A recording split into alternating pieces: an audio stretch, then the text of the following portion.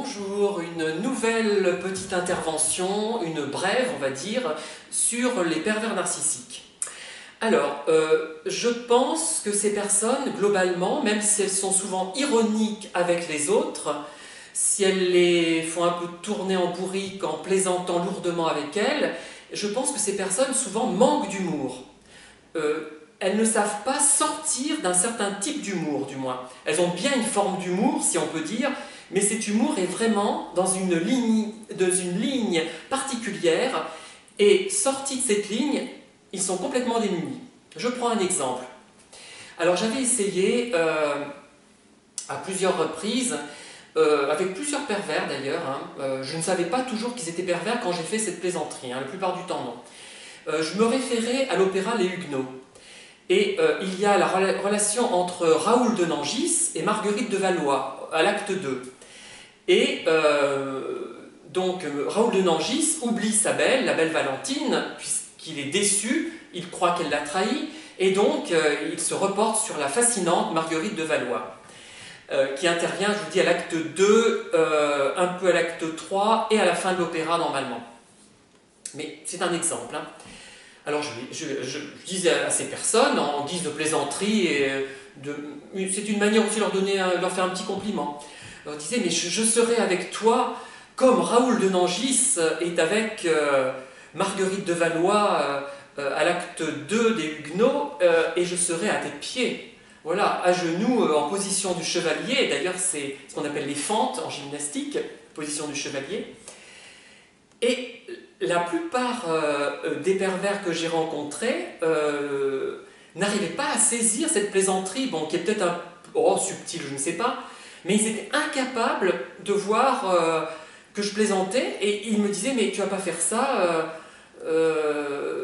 comment dire, ils avaient peur que je mette cette menace, entre guillemets, exécution, et que dans la rue, je m'agenouille devant eux en position du chevalier.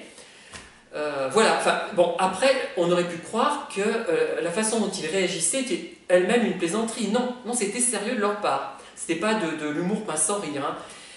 Donc je pense que ces gens n'arrivent pas à réagir à un humour qui n'est pas le leur, qu'ils n'ont pas décidé, qui sort de leur registre. Ils ont un registre très étroit finalement.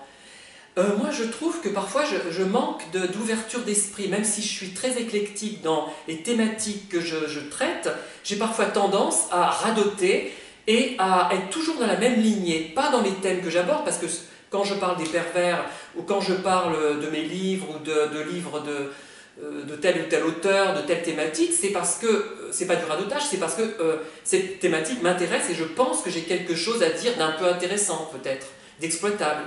Mais là, c'est qu'ils sont incapables de sortir d'un comportement figé. C'est terrible. Et pourtant, ce sont des gens qui ont un potentiel intellectuel. Ce dont je parle n'étaient pas des crétins, parce que je ne m'intéresse pas à des personnes que je ne trouve pas intelligentes. J'ai toujours envie de fréquenter des personnes plus intelligentes que moi. J'ai ce besoin, sans être trop écrasé quand même. Et j'étais sidérée de voir que ces gens brillants, ces gens qui avaient un potentiel, du fait de leur manque d'empathie pour les autres, du manque comment on peut appeler ça, de vie, du fait que, parce que ces gens n'étaient pas des vrais individus bien construits, avec une vraie sensibilité, voilà, vraiment que la sensibilité, et bien ça les empêchait de réagir à certains stimuli, et ça les rendait presque idiots.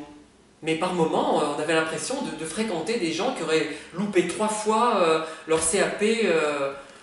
Enfin, je sais pas, c'était fascinant d'une certaine manière. Et une fois de plus, par rapport à ces gens qui avaient réussi brillamment des concours, je me disais, mais finalement, je suis pas si bête, je suis plus intelligent qu'eux. Oui, l'intelligence, la sensibilité, même quand on n'est pas une lumière, ça apporte un plus, à quelque chose ça rend comment dire, la communication beaucoup plus vivante et plus intelligente du moins, ça la rend humaine tout simplement. Voilà, merci de m'avoir écouté, à bientôt.